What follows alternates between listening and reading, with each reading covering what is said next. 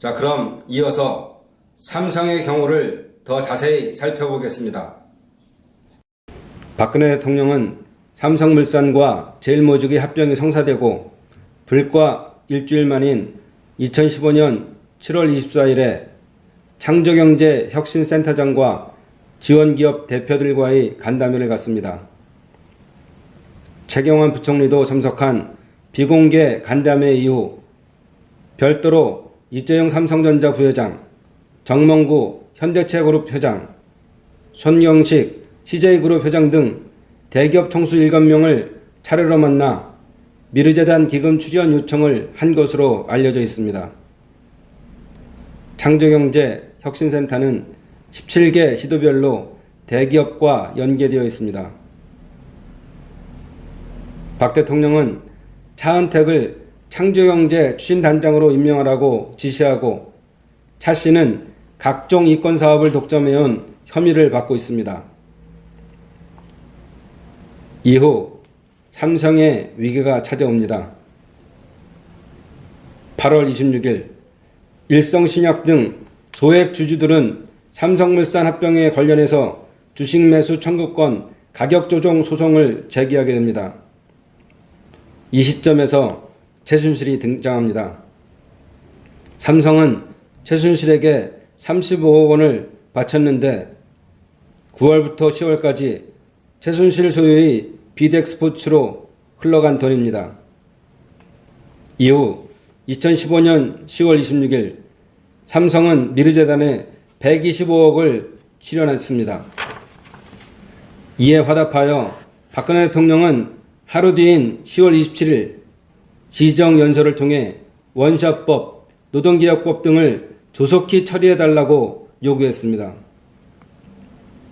바로 그날 10월 27일 대기업들의 상납으로 최순실의 미르재단이 설립됩니다.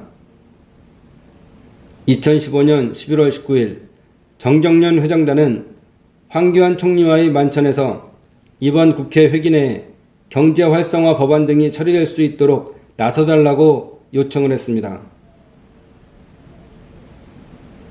권력과 재벌의 유착은 삼성만의 일은 아닙니다. 미르재단과 K스포츠재단에 68억 8천만 원을 출연한 현대자동차는 골치 아픈 불법 파견, 사내하청 문제 해결을 위해 정부 여당이 추진 중인 파견법 개정을 애타게 기다리고 있습니다. 정부의 법인세 개정으로 삼성동 한전부지를 사들이며 부지 매입 및 개발 비용 총 15조 원 가운데 70% 내지 80% 이상을 투자로 인정받아 8천억 원 가량의 세금 감면 혜택을 받았습니다.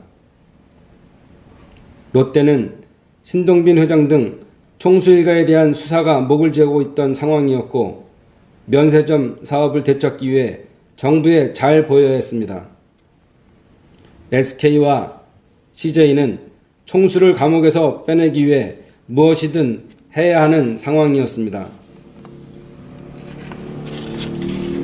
다시 삼성으로 돌아가서 2015년 12월 21일 박근혜 대통령은 삼성 바이오로직스 제3공장 기공식에 참석했습니다.